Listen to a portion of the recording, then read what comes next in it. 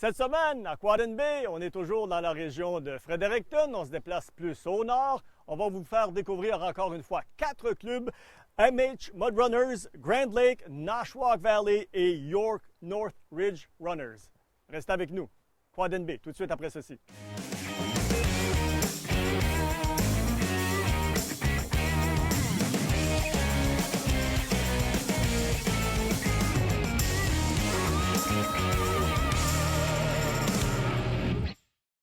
Bienvenue dans la région 7 de la Fédération des VTT du Nouveau-Brunswick. Cette région qui renferme les plus beaux trésors de l'histoire et de la fondation du Nouveau-Brunswick, cachés derrière un pan de mur moderne et seulement accessible en quad. Les clubs Grand Lake et MH Mud Runners ne tarissent pas de merveilles à découvrir tant pour leur intensité comme club, qui pour un a commencé avec 11 membres, mais pour ce que le travail de Dame Nature leur a laissé comme héritage, la vallée Saint-Jean. À 2 pas de la capitale provinciale, les richesses de la culture ajouteront à votre enchantement.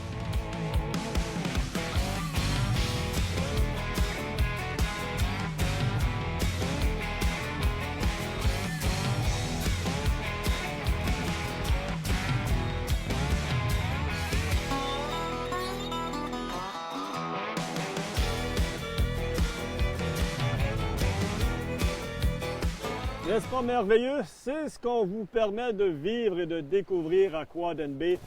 Ah, des scènes aussi relaxantes et puis magnifiques que celle-ci. Oh, ça, c'est la rivière Nashwauk.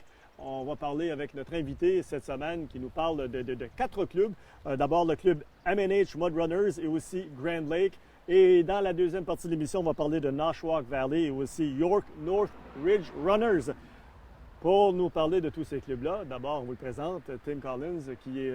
Tim, merci de nous inviter, de nous accueillir dans votre... Bienvenue. Dans cette belle région. Là, on est au nord de Fredericton, oui. C'est ça? Vous êtes directeur de région. Il y a 2 directeurs de région. On est oui. dans la région 7.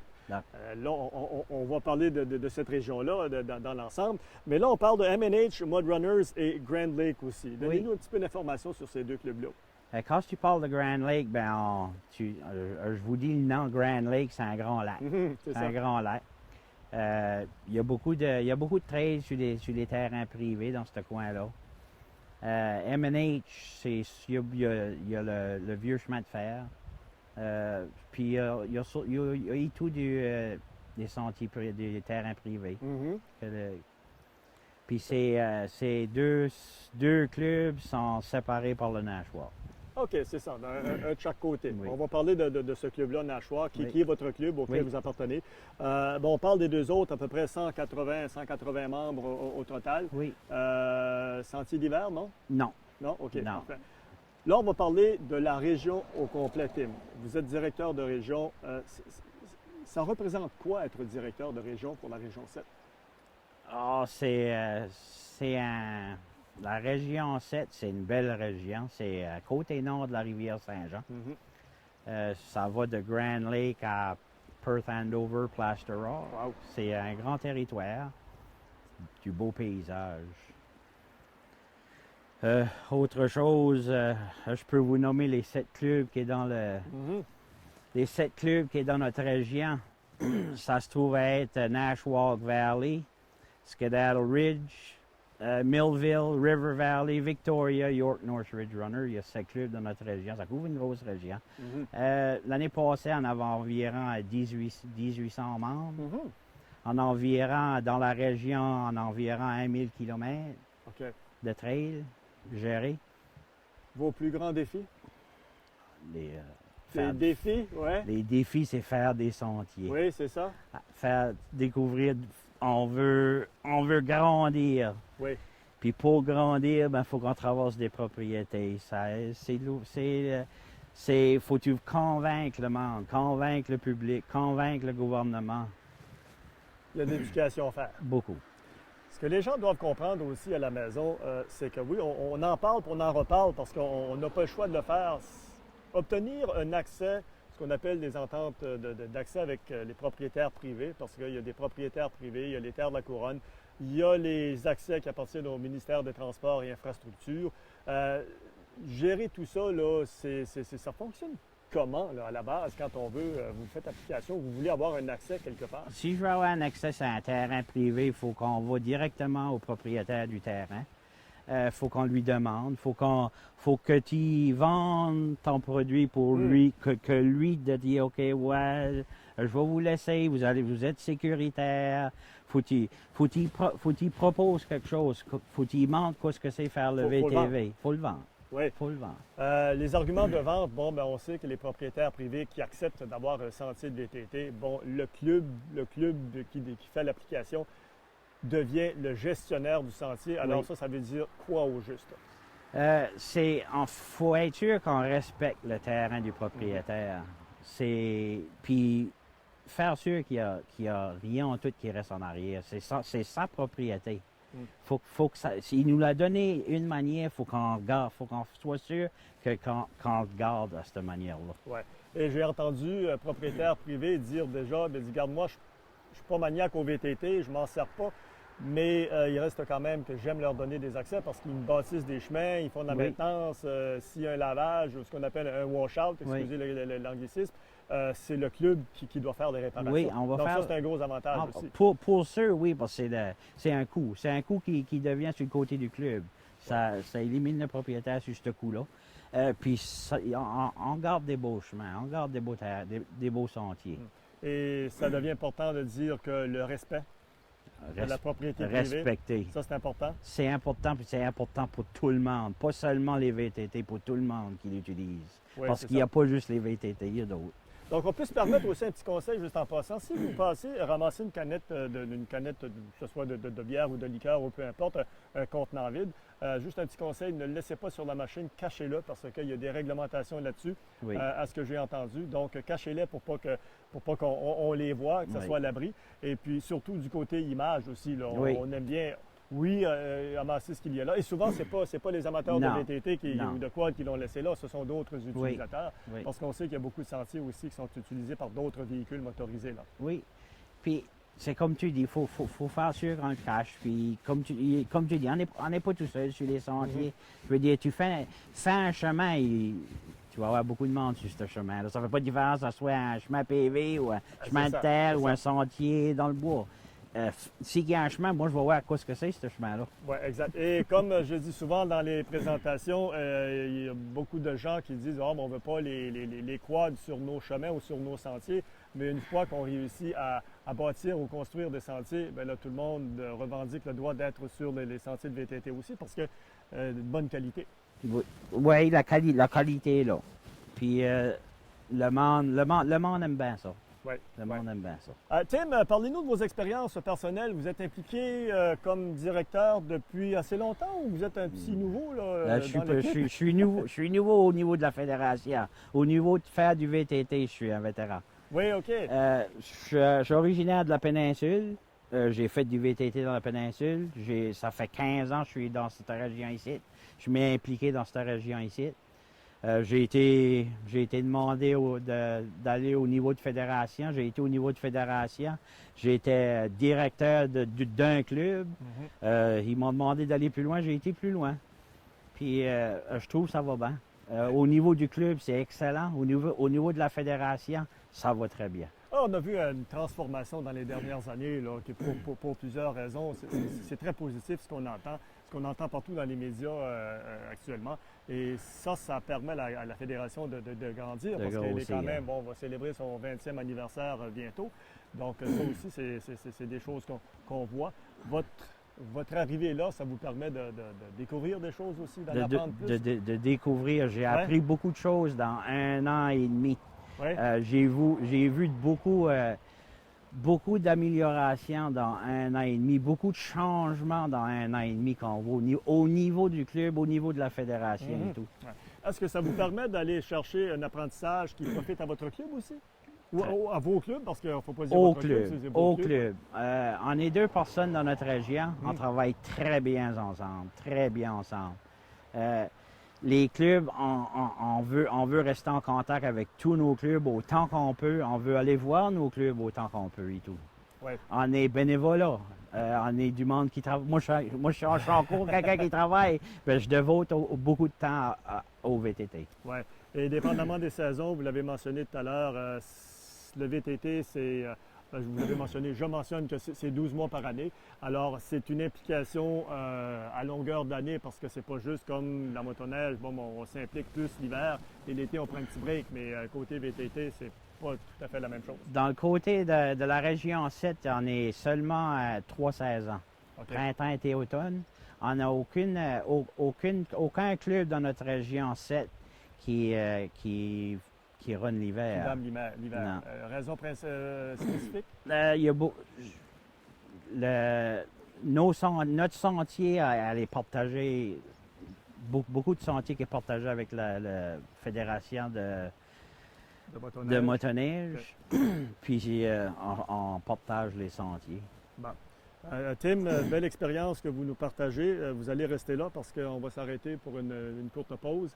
Et puis, bien sûr, on va continuer à parler de votre région. Vous avez mentionné votre collègue tout à l'heure, Bob Stokes, qui sera avec nous la semaine prochaine pour la suite de cette région 7 parce que ça fonctionne par région.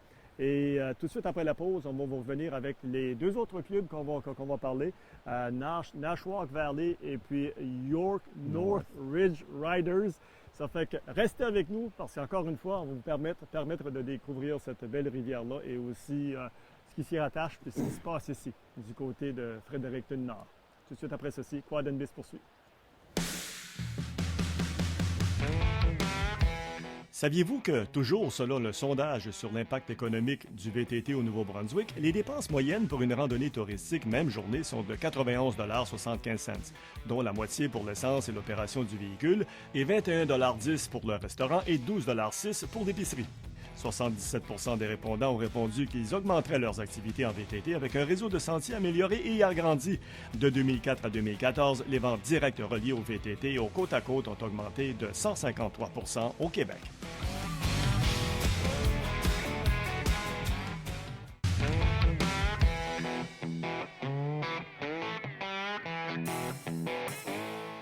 Le club York North Ridge Runners est situé dans la pointe nord-ouest de Fredericton. Lui aussi offre des sentiers avec une vue panoramique époustouflante de la rivière Saint-Jean. Son voisin, le club Nashwauk Valley, au centre-nord de Fredericton, longe la rivière Nashwauk avec de nombreux lacs et rivières aux abords féeriques qui se jettent dans la même rivière. À l'instar des autres clubs de la région 7, ils n'entretiennent pas de sentiers l'hiver. Et pourquoi ne pas profiter de votre séjour pour visiter les attractions touristiques majeures?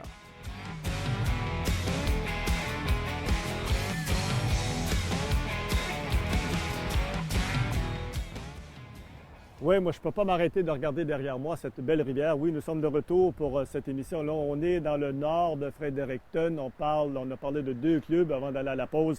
M&H Mud Runners, Grand Lake et aussi, là, on va parler toujours avec notre invité Tim Collins de Nashwauk Valley et York North Ridge Riders. Pourquoi ce nom-là? C'est compliqué à prononcer. Runners, pas riders, runners. Ça devient mélangeant parce qu'il y a des riders, puis il y a des mud runners, puis il y a des runners. Oui. Ces deux clubs-là, parlons-en. York North Ridge Runners, leur sentier, c'est beaucoup sur le vieux chemin de fer, terre de couronne. Vous avez, c'est tout dans le bois. Tout est dans le bois, ces sentiers-là. Le Nashwauk, il est compris le chemin de fer, le vieux chemin de fer et tout, et les terres de couronne et tout. Bon.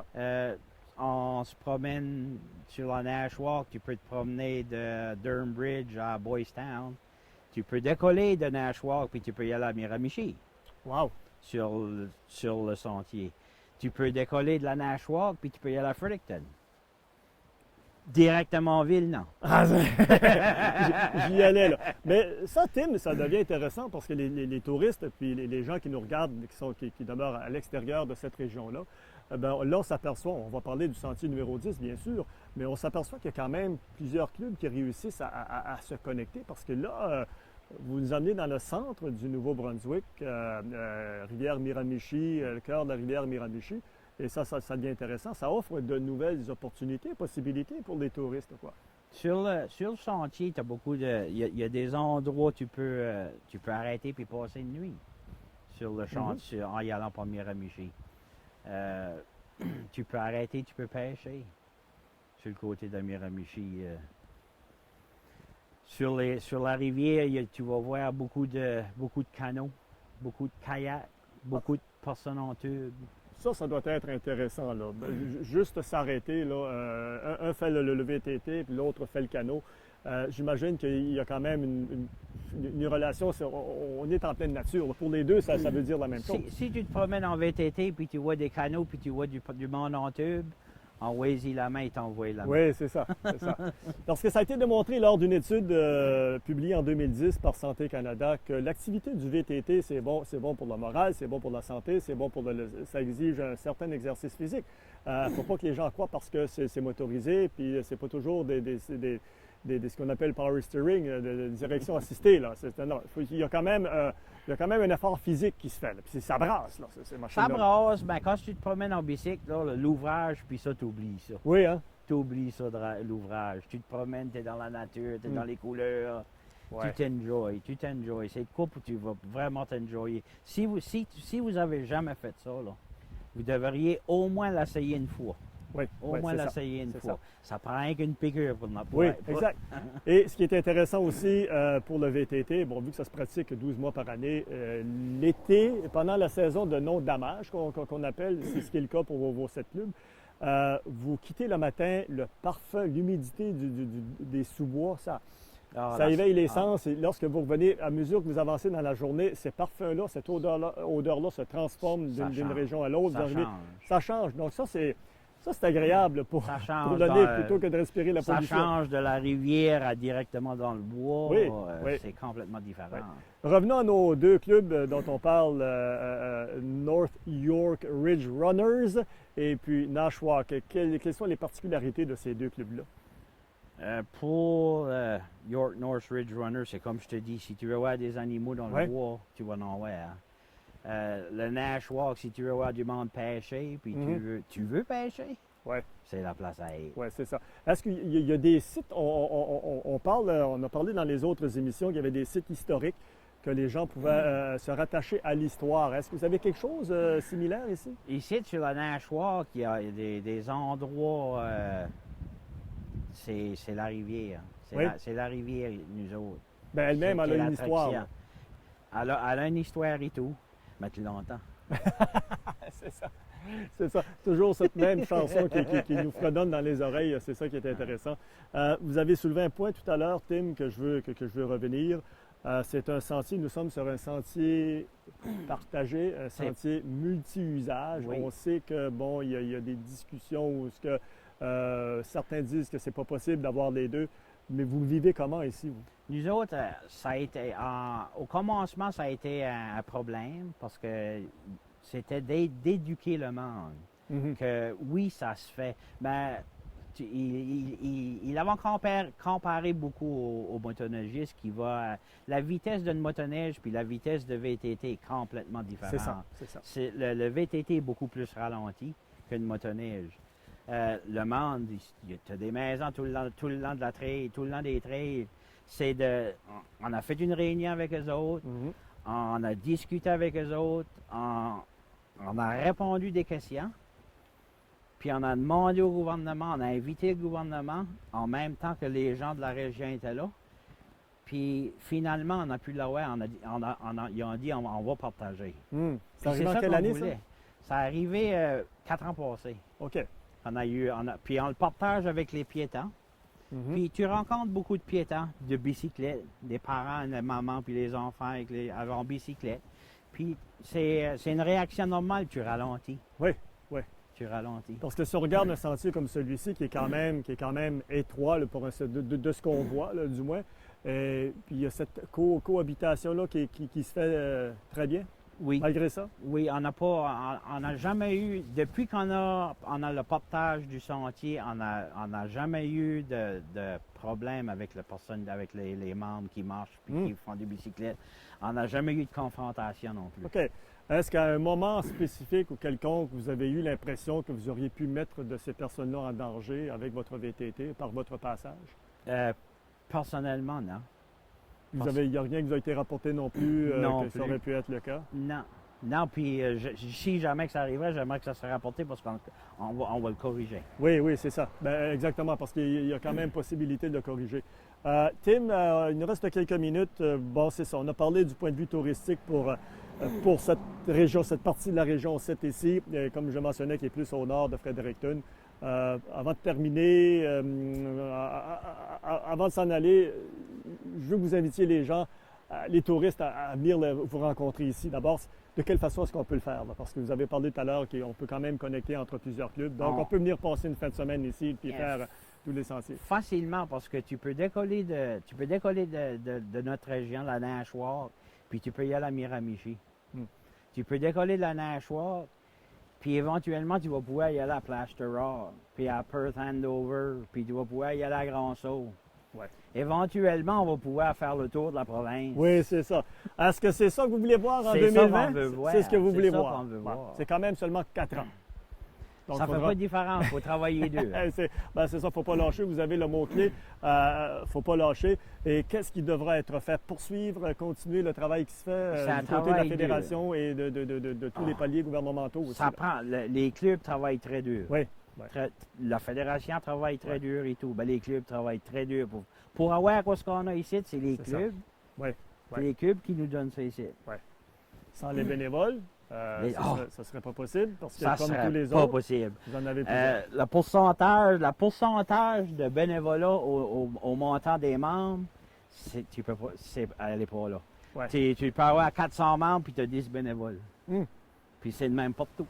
Oui, c'est ça. Parce que le taux de participation, c'est comme pareil pour tous les clubs. Pour tous les clubs. Oui. Alors, ça devient imposant pour les bénévoles qui sont là. Mais on le détecte dans leur discours et dans leurs yeux, comme c'est le cas pour vous. Le bénévole, c'est, hey, regarde ce qu'on donne, le bénévole. C'est du travail, mais on aime ça. Ça donne chance à tout le monde à se promener sur notre sentier. Oui, c'est ça. Vous nous avez fait faire un beau voyage. Les gens ont pu visionner les images de cette belle région de la rivière Nashwauk et puis de tous les clubs dont vous nous avez parlé. La semaine prochaine, Tim, ça va être encore une fois intéressant parce qu'on s'en va dans l'autre partie de votre région, qui est la couronne. La région nord. Le plus au nord. Il fait plus froid, là, mais c'est ça.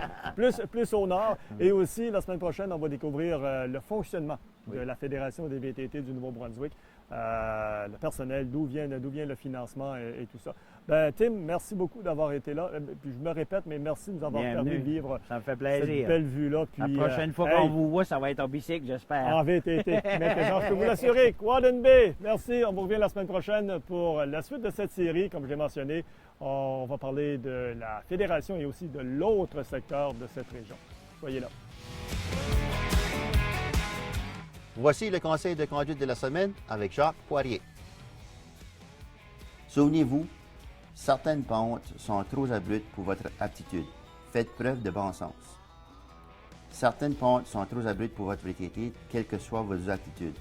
Ne roulez jamais au-delà des limites de votre visibilité. Si vous ne pouvez pas voir ce qu'il y a de l'autre côté de la crête d'une colline, ralentissez jusqu'à ce que vous ayez la vue libre. À l'approche d'une colline, vous devez garder les 2 pieds fermement plantés sur le repose-pied, passer à une basse vitesse et accélérer avant de monter. Pour une petite colline, portez votre poids vers l'avant en glissant sur votre siège. Pour les pentes raides, mettez-vous debout sur le repose-pied et penchez-vous par-dessus les roues avant pour transférer le plus de poids possible vers l'avant. Si la pente est raide et qu'il vous faut rétrograder pour éviter de caler, rétrogradez rapidement et en douceur et n'oubliez pas de couper les gaz en changeant les vitesses. Cela évitera de faire décoller les roues avant et de possiblement renverser le VTT vers l'arrière. Si vous n'avez pas assez de puissance pour continuer à monter la pente, mais que vous avez assez d'élan et d'espace pour tourner de façon sécuritaire, tournez avant de perdre trop de vitesse et redescendez la colline. Sur ce, amusez-vous!